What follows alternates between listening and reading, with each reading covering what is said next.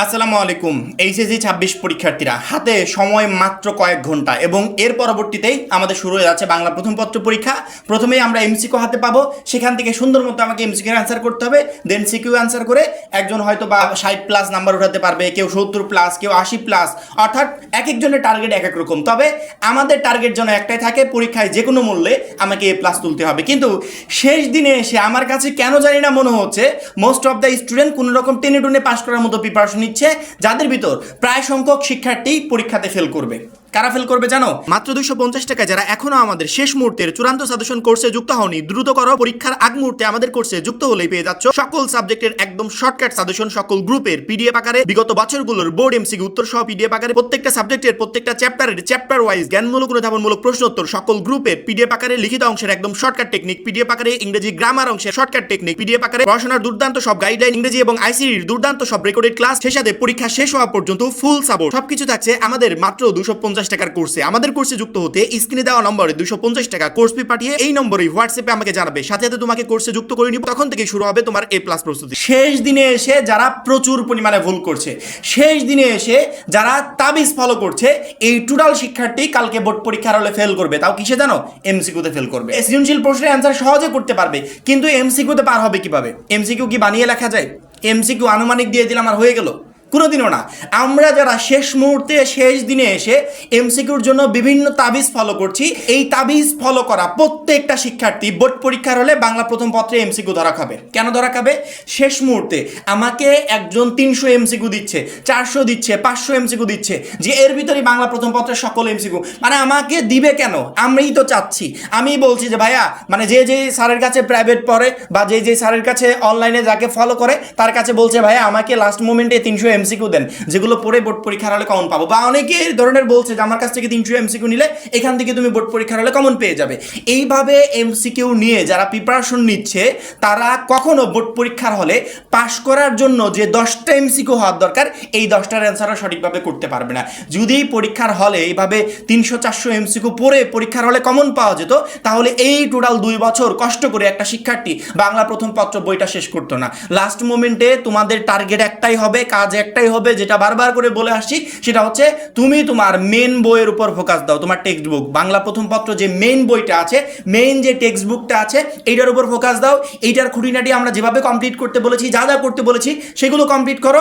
ইনশাল্লাহ বাংলা প্রথম পত্রের এমসিকিউ তোমার 30টার ভিতর 30টাই পরীক্ষার হলে কমন থাকবে। কিন্তু আমরা কি করছি? আমরা লাস্ট মোমেন্টে এসে টানা রিডিং, শুধুমাত্র বোর্ডের বিগত 5 বছরের যে এমসিকিউগুলো আছে ওইগুলো পড়ে যাচ্ছি, যে এইগুলো থেকেই পরীক্ষার হলে কমন চলে আসবে। আজ পর্যন্ত দেখেছো যে কোনো বোর্ড সেম টু সেম একবারে হুবহু রিপিট করে দিয়েছে? হয়তোবা তোমার 2টা 3টা 4টা 5টা তুমি বিগত বছরের বোর্ড প্রশ্ন থেকে কমন পেলেও পেতে পারো, তারপরে গিয়ে গ্যারান্টি সহকারে তোমাকে বলতে পারবে না। কিন্তু এই 5টা এমসিকিউতে তুমি কি পরীক্ষার হলে পাস করতে পারবে? আর তোমার টার্গেট যদি পরীক্ষার হলে A+ কনফার্ম করা থাকে, তাহলে তো তোমাকে মিনিমাম 25 থেকে 28টা এমসিকিউ পরীক্ষার হলে কারেক্ট করতে হবে। এই কারেক্ট তুমি কিভাবে করবে? তুমি লাস্ট মোমেন্টে যে কারো 300-400 এমসিকিউ তাবিজ ফলো করে করতে পারবে? তুমি লাস্ট মোমেন্টে শুধুমাত্র বোর্ড প্রশ্ন পড়ে তুমি কি A+ কনফার্ম করতে পারবে? বা এমসিকিউ তুমি 28টা কমন পেতে পারবে, 25টা কমন পেতে পারবে? জীবনও এটা পসিবল না।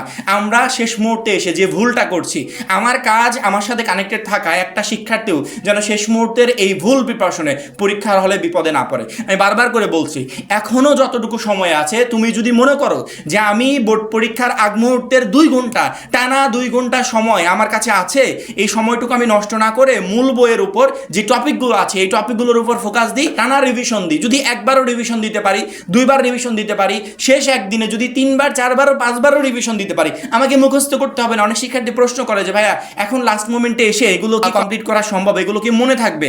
মনে তোমার রাখা লাগবে না, মানে মনে থাকবে কি না এই টেনশন তোমার করা লাগবে না। তুমি 5 থেকে 6বার রিভিশন দাও, এক একটা টপিক 5 থেকে 6বার রিভিশন দিলে তোমার মনে করা লাগবে না, ওটা অটোমেটিক্যালি মনের ভিতর গেঁথে যাবে। তখন পরীক্ষার হলে গিয়ে দেখবে যে এইটা তো কালকে পড়ে আসলাম, এটা তো একটু আগে দেখে আসলাম, এরকম মনে হবে, এবং তুমি ইজিলি এমসিকিউর অ্যান্সারগুলো পরীক্ষার হলে করতে পারবে। শেষ মুহূর্তে যারা আমরা বিভিন্ন জনের তাবিজ ফলো করে পরীক্ষার জন্য প্রিপারেশন নিচ্ছি, এটা চরম লেভেলের একটা বোকামি করছি। কারণ কি, কোনো তাবিজ থেকে আজ পর্যন্ত পরীক্ষার হলে টোটাল এমসিকিউ কেউ কমন দিতে পারে নাই। তাবিজ একটাই, সেটা হচ্ছে আমার মূল বই। এই তাবিজটা যদি কেউ ফলো করতে পারে, এই তাবিজটা যদি আমাদের বলা সাজেশন অনুযায়ী যদি কেউ কমপ্লিট করতে পারে, তাহলে ইনশাল্লাহ এখান থেকে 30টা এমসিকিউ 30টাই পরীক্ষার হলে তার কমন থাকবে। লাস্ট মোমেন্টে যারা শুধুমাত্র বোর্ড প্রশ্নের উপর ফোকাস দিচ্ছে যে বোর্ড প্রশ্ন পড়লে পরীক্ষার হলে সবই কমন পেয়ে যাব, এরাও ধরা খাবে। বিগত বছরের বোর্ড প্রশ্ন প্র্যাকটিস করার জন্য, যে আমি আমার মূল বই থেকে কেমন প্রিপারেশন নিলাম, এই প্রিপারেশনটা এখন বিগত বছরের বোর্ড প্রশ্নের উপরে অ্যাপ্লাই করে দেখি যে পারি কিনা। যদি দেখি যে না মোটামুটি ভালো পারছি, তাহলে বুঝবে বোর্ড পরীক্ষার হলে পারবো। ওইটা হচ্ছে প্র্যাকটিস করার জন্য।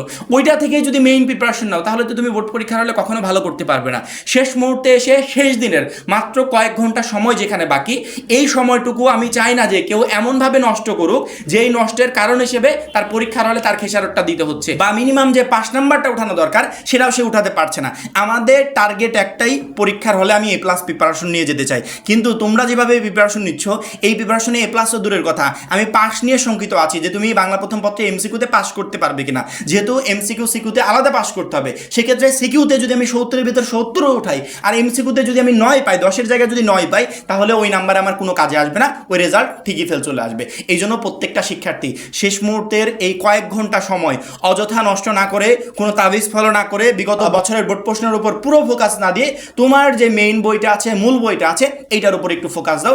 এইটা সুন্দর মতো বারবার করে রিভিশন দাও, এটা কমপ্লিট করো, দেখবে এখান থেকেই সকল MCQ কালকে তুমি বোর্ড পরীক্ষার হলে কমন পেয়ে যাবে। মূলত এইটাই সতর্ক করা ছিল শেষ মুহূর্তে, যেটা most of the student last মোমেন্টে এসে এই ভুলটা করে থাকে। তো আমার মনে হয় না যে আমার ভিডিওটা দেখার পর একটা শিক্ষার্থীও সেই ভুলের পথে আর পা দিবে। ইনশাল্লাহ তোমরা যথাযথ যে ওয়েতে আছে সেই ওয়েতে প্রিপারেশন নেবে এবং বোর্ড পরীক্ষায় তুমি একটা বেস্ট রেজাল্ট করতে পারবে। আর শেষ মুহূর্তে যারা এখনো আমাদের ফাইনাল সাজেশন কোর্সে যুক্ত হওয়া নাই, খুবই দ্রুত যুক্ত হয়ে যাবে, কারণ কি আমাদের ওই কোর্সটাই তোমাকে প্রত্যেকটা সাবজেক্টে A+ প্রিপারেশন নিতে প্রচণ্ড পরিমাণে হেল্প করবে। সবাই ভালো থাকবে, সুস্থ থাকবে, আল্লাহ হাফেজ।